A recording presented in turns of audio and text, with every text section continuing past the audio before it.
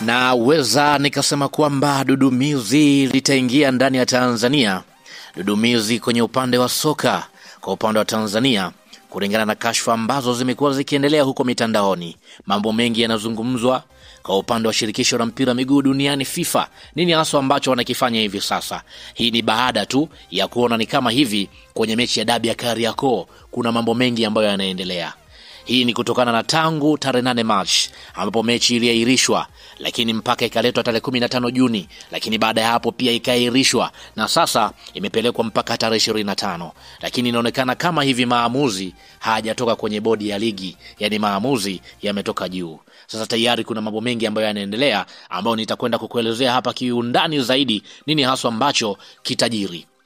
Kabla sijakupatia taarifa hii kiundani zaidi kulingana na hiki ambacho kinaendelea, nikukumbushe tu hii hapa ni Swahili Media. Kama bado hujaweza kusubscribe, basi nikuombe subscribe ili tuwe pamoja siku zote. Mimi naitwa Chicharito. Karibu tuweze kuangazia taarifa hii kiundani zaidi.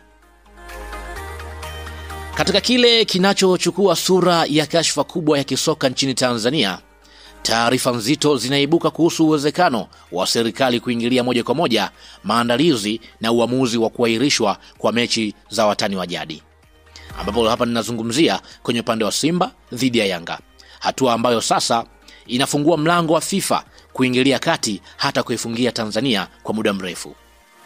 Kwa mujibu wa vyanzo vya karibu na vilabu hivyo viwili, taarifa zinasema kuwa kuna uchunguzi unaoendelea kufuatia madai ya Yanga kwamba mmoja wa viongozi wakubwa wa serikali alipiga simu na kuagiza kwamba geti la uwanja kufungwa ili mechi hiyo iahirishwe, ikisemekana kuwa klabu ya Simba ilikuwa na wachezaji wengi majeruhi na isingeweza kushindana kwa ubora ule wa kawaida.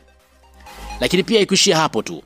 Wakati huo kulisambaa mitandaoni picha mbalimbali zikionyesha viongozi wakuu wa klabu ya Simba na Yanga wakiwa Ikulu na Rais wa Jamhuri ya Muungano wa Tanzania, jambo liloibua maswali mengi kuhusu uhalali wa hatua ya kuahirishwa kwa mechi hiyo ghafla bila maelezo ya msingi ya kitaalamu kutoka bodi ya ligi wala TFF.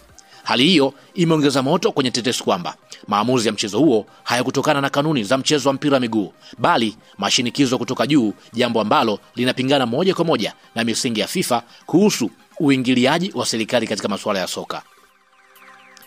Kwa mujibu wa kanuni za FIFA, kifungu cha 14 kipengele cha kwanza cha katiba ya FIFA kinasema wazi kuwa chama chochote cha mpira wa miguu hakipaswi kuruhusu uingiliaji wowote wa serikali au mamlaka za kisiasa katika masuala ya kiutendaji na kimaamuzi ya mpira wa miguu.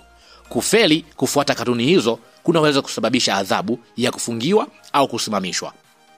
Kwa maneno mengine, ikiwa serikali ya Tanzania itabainika kuingilia kwa namna yoyote maamuzi ya kisoka kama vile kupanga ratiba, kuzuia mashabiki au kuamuru mechi iahirishwe kwa maslahi ya klabu fulani, Tanzania inaweza kufungiwa kushiriki mashindano yoyote ya FIFA kwa kipindi cha hadi ya miaka 10, pamoja na vilabu vyote vya Tanzania kuzuia kushiriki ligi ya mabingwa barani Afrika pamoja na kombe la shirikisho. Lakini pia timu ya Taifa Stars kupigwa marufuku kushiriki AFCON, kombe la dunia na mechi za kirafiki. Maendeleo ya soka nchini kufifia kwa kukosa misaada ya FIFA na CAF. Kwa sasa taarifa zinaonyesha kuwa TFF na vyombo vingine vya usalama vinafuatilia kwa karibu madai hayo mazito ya uingiliaji wa maamuzi ya mpira wa miguu kwa njia isiyo halali. Endapo uchunguzi huo utakamilika na itaonekana kweli kuwa kulikuwa na mawasiliano kutoka kwa mamlaka ya serikali yaliyoathiri maamuzi ya mchezo huo, basi Tanzania itakuwa imeingia kwenye njia panda hatari ya kisoka. Ikumbukwe, mataifa kama Nigeria, Kenya, Pakistan na Zimbabwe tayari yameshawahi kufungiwa na FIFA kwa sababu ya uingiliaji wa serikali katika masuala ya vyama vya mpira. Hivyo basi Tanzania inahimizwa kuchukua tahadhari kubwa, kwani heshima na nafasi ya taifa katika ramani ya soka duniani inaweza kutoweka ndani ya usiku mmoja. Kwa hiyo mpaka sasa hivi inataarifiwa kwamba FIFA tayari wanafuatilia jambo hili kwa umakini zaidi. Tusubiri tu tuone nini hasa ambacho kitajiri.